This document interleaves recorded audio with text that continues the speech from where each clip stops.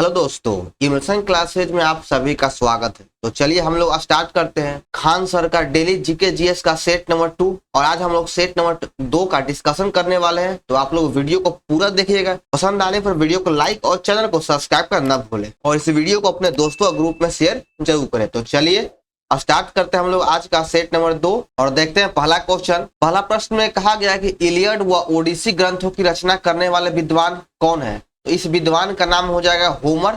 Homer इसका सही उत्तर है और होमर है यह यूनानी व ग्रीक विद्वान था, ग्रीक विद्वान है। इलियड व ओडिसी ग्रंथ की रचना करने वाले विद्वान का नाम हो जाएगा होमर।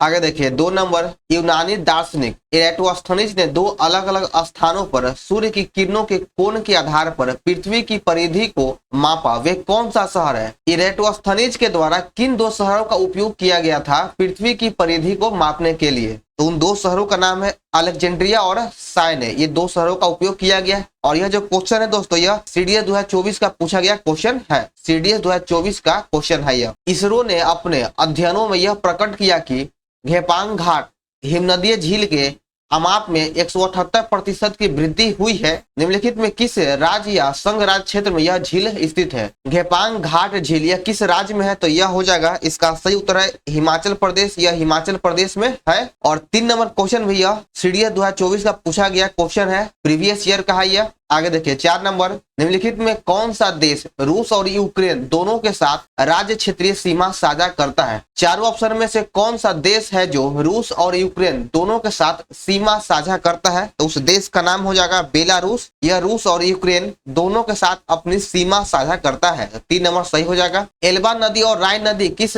सागर में अपना जल गिराता है। ये जो दोनों नदी है एल्बा और राइन नदी, ये दोनों नदी अपना जल उत्तरी सागर में गिराता है, उत्तरी सागर में अपना जल गिराता है। यहाँ पे राइन है। आगे देखिए 6 नंबर, निम्नलिखित में किस महाद्वीप में मरुस्थलीकरण की समस्या न्यूनतम है। किस महाद्वीप में मरुस्थलीकरण की समस्या न्यूनतम है। तो इसका सही उत्तर हो जाएगा ऑप्शन ए यूरोप। यूरोप इसका सही उत्तर है। निम्नलिखित कथनों पर विचार कीजिए। कश्मीर हिमालय करेवा निर्माण के लिए प्रसिद्ध है। तो बिल्कुल सही है, करेवा जो है यह कश्मीर में प्रसिद्ध है। नालागढ़ दून सभी दूनों में सबसे बड़ा है। तो क्या यह सही है। तो बिल्कुल गलत है। नाला दून सभी दून में सबसे बड़ा नहीं है। आपका 1 सही है, 2 गलत है। आगे देखते हैं, नामचा बरुआ पर्वत शिखर अरुणाचल हिमालय में स्थित है। तो क्या यह अरुणाचल प्रदेश में है। तो हाँ बिल्कुल। तो आपका 3 नंबर भी सही हो जाएगा। फूलों की घाटी हिमाचल और उत्तराखंड हिमालय में स्थित है। तो यह भी सही है। और फूलों की घाटी चमोली उत्तराखंड में पाया जाता है। इसमें से ए, सी और डी सही हो जाएगा। ए, सी और डी सही है। भारत के कौन से क्षेत्र उत्तर पूर्वी मानसून से वर्षा प्राप्त करता है। तो उत्तर पूर्वी मानसून से वर्षा करने वाले क्षेत्र का नाम बताना है। और ये जो 8 नंबर क्वेश्चन है यह आरएस प्री का क्वेश्चन है। आरएस प्री 2023 का क्वेश्चन है यह। तो ये देखते हैं 8 का आंसर। तो उत्तर पूर्वी मानसून से पहला तो तमिलनाडु के तट पे वर्षा होता है। आगे ऑप्शन को देखते हैं, गुजरात के तट पे तो यहाँ वर्षा नहीं होता, यहाँ पर दक्षिण पश्चिम मानसून से वर्षा होता है। दक्षिणी आंध्र प्रदेश तो बिल्कुल सही है, दक्षिणी आंध्र प्रदेश में भी उत्तर पूर्वी मानसून से वर्षा होता है। और दक्षिण पूर्वी कर्नाटक, तो इसका जो है दक्षिण पूर्व कर्नाटक में भी वर्षा उत्तर पूर्व मानसून से ही होता है। तो इसका सही आंसर हो जाएगा ऑप्शन नंबर 2 ए, सी और डी। यानी पश्चिम के जो क्षेत्र है, पूर्वी घाट का जो क्षेत्र है ना, यहाँ पर वर्षा तमिलनाडु का क्षेत्र और दक्षिण आंध्र प्रदेश और दक्षिण पूर्वी कर्नाटक, यहाँ पर उत्तर पूर्वी मानसून से वर्षा होता है या फिर इसे लौटती मानसून भी कह सकते हैं। दीवाने अमीर एक कोही की स्थापना किस सुल्तान के द्वारा किया गया था। दीवाने अमीर एक कोही विभाग की स्थापना मोहम्मद बिन तुगलक के द्वारा किया गया था, एमबीटी के द्वारा किया गया है। और यह जो विभाग है अमीर एक कोही, यह एक प्रकार का कृषि विभाग था, कृषि विभाग था। आगे देखिए 10 नंबर, भारतीय इतिहास में राजा बनने वाले के नाम से प्रसिद्ध सैयद बंधु कौन था। राजा बनाने वाला किंग मेकर किसे कहा गया है। तो किंग मेकर जो है अब्दुल्ला खान और हुसैन अली को कहा गया है। ये दोनों भाई या दोनों व्यक्ति मुगल काल में यानी औरंगजेब के मृत्यु के बाद उत्तर मुगल काल में इसे किंग मेकर कहा गया है, राजा बनाने वाला कहा गया है। तो 1 नंबर सही हो जाएगा अब्दुल खान और Hussain Ali. East India company को 3000 रुपए के बदले बंगाल में निःशुल्क व्यापार करने का अधिकार किसने दिया था। तो बंगाल में निःशुल्क व्यापार करने का अधिकार फर्रुखसियर के द्वारा दिया गया है। तो 3 नंबर इसका सही आंसर हो जाएगा फर्रुखसियर। और ये जो अधिकार था यह 1717 ईस्वी में दिया गया था। फर्रुखसियर जो था वो काफी दिनों से बीमार चल रहा था और एक यूरोप डॉक्टर ने इसे ठीक कर दिया, तो जिससे यह फर्रुखसियर खुश होकर इसे बंगाल में निःशुल्क व्यापार करने का अधिकार दे दिया। 3,000 रुपए के बदले। अशफाक उल्ला खां को फांसी किस घटना के लिए दिया गया था? तो इनको फांसी काकोरी ट्रेन डकैती के लिए दिया गया था। और काकोरी ट्रेन डकैती 9 अगस्त 1925 को इस घटना को अंजाम दिया गया था। 1917 ईस्वी में क्रांति के समय रूस पर शासन करने वाले राजवंश का नाम क्या था? रूसी क्रांति जो 1917 ईस्वी में हुआ था, इस समय रूस पर शासन करने वाले राजवंश का नाम था रोमानोवा वंश। रोमानोवा वंश 1917 में शासन कर रहा था।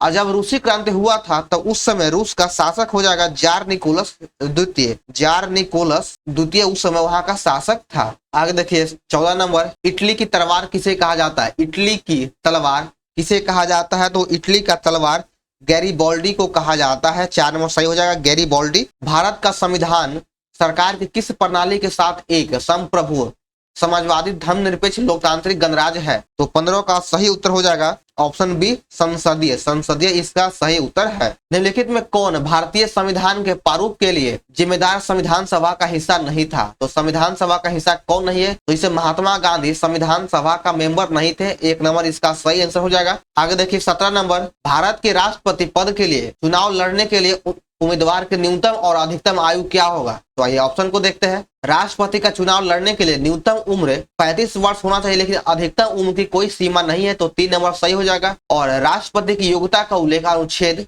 58 में किया गया है। राष्ट्रपति के पद का उल्लेख अनुच्छेद 52 में है। राष्ट्रपति के कार्य की शक्ति यानी कार्यपालिका शक्ति अनुच्छेद 53 में है। राष्ट्रपति के निर्वाचन मंडल का उल्लेख अनुच्छेद 54 में किया गया है। अनुच्छेद 55 में राष्ट्रपति के निर्वाचन का विधि या रीति है। 56 में राष्ट्रपति के पदावधि कहा गया, पद की अवधि है। और अनुच्छेद 57 में राष्ट्रपति का पुनः निर्वाचन का बात कहा गया है। अनुच्छेद 58 में राष्ट्रपति का योग्यता है। और अनुच्छेद 59 में राष्ट्रपति के शर्त कहा गया। और अनुच्छेद 60 के तहत राष्ट्रपति का शपथ ग्रहण। और 61 में महाभियोग है। और अनुच्छेद 72 के तहत राष्ट्रपति के क्षमादान का शक्ति का अधिकार दिया गया है। तो ये था राष्ट्रपति से संबंधित महत्वपूर्ण अनुच्छेद। चलिए हम आगे देखते हैं। जनता का कोई भी सदस्य या लोग का समूह पीड़ित व्यक्तियों की ओर से अपने मौलिक अधिकारों की सुरक्षा के लिए न्यायालय का दरवाजा खटखटा सकता है, इसे क्या कहा जाता है? तो इसे जनहित याचिका का सिद्धांत कहा जाता है। 1 नंबर सही हो जाएगा। आगे बढ़ते हैं 19 नंबर की ओर। राष्ट्रपति के चुनाव के संबंध में सभी संदेहों और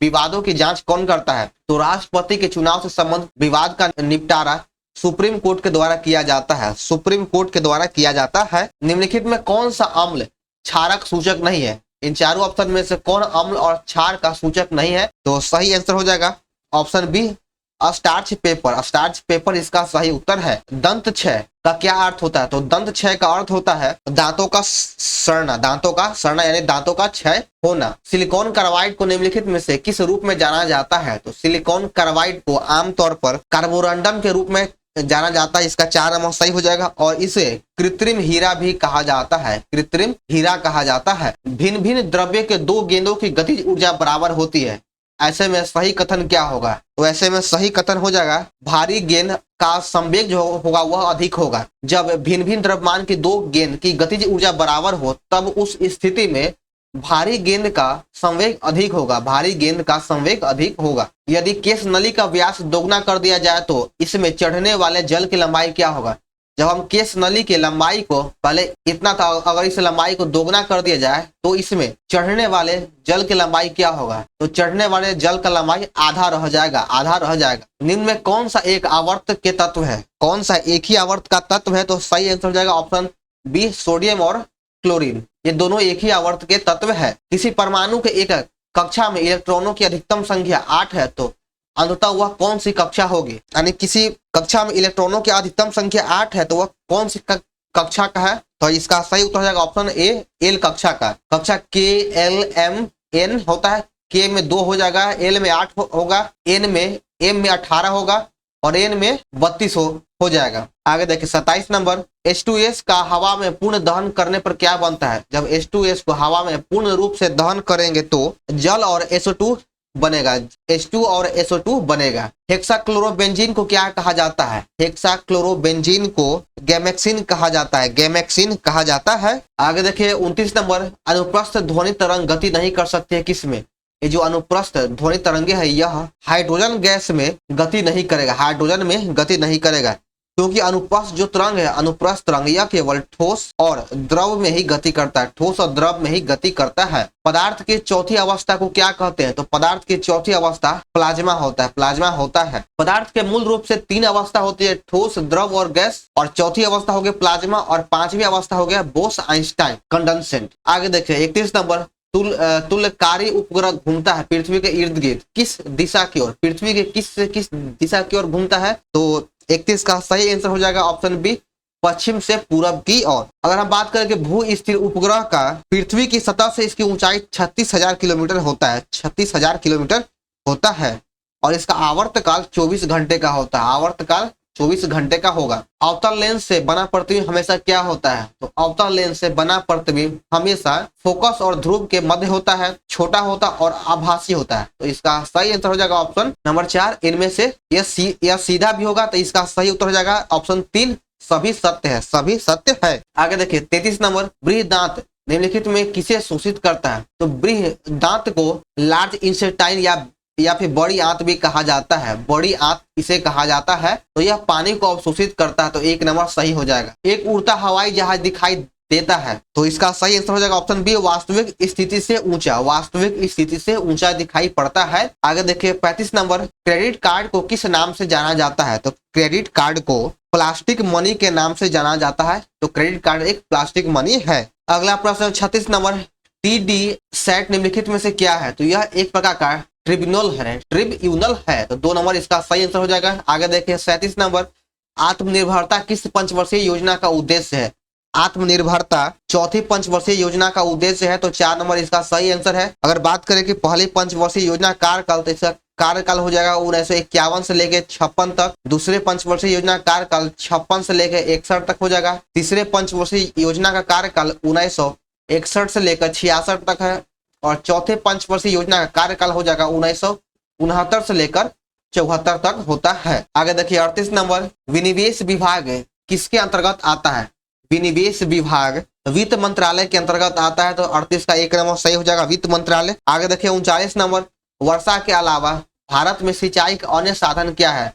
तो वर्षा के अलावा भारत में सिंचाई का जो साधन है वह है ट्यूबवेल या बोरिंग कह सकते हैं, आम भाषा में बोरिंग या नलकूप कहा जाता है, तो 1 नंबर इसका सही आंसर हो जाएगा। आगे देखिए 40 नंबर, सेबी के बारे में कौन सा कथन है जो असत्य, यानी कौन सा कथन गलत है? यह बाजार नियामक पर है, यह पूंजी, यहाँ पे पूंजी होगा, पूंजी बाजार नियामक पर है, तो बिल्कुल सही हो जाएगा। यह वैधानिक निकाय है, तो यह भी सही है। यह सेबी एक्ट 1992 ईस्वी में के तहत यह वैधानिक निकाय बनाया गया है, और इसके अध्यक्ष राष्ट्रपति के द्वारा नियुक्त किया जाता है, तो बिल्कुल गलत है। इसके अध्यक्ष का नियुक्ति राष्ट्रपति के द्वारा नहीं किया जाता है, तो इसमें से असत्य हो जाएगा ऑप्शन 3 इसका सही उत्तर है। और सेबी की स्थापना 1988 ईस्वी में किया गया था। आगे देखिए 41 नंबर, राष्ट्रीय कौशल विकास निगम द्वारा हाल ही में प्रारंभ हुए महिला उद्यमिता कार्यक्रम के अंतर्गत निम्नलिखित में कथनों पर विचार कीजिए। तो देखिए 41 का देखते हैं कि इस कार्यक्रम का उद्देश्य 25 लाख महिला उद्यमिकों को कौशल, ज्ञान, संसाधन और वित्तीय अनुदान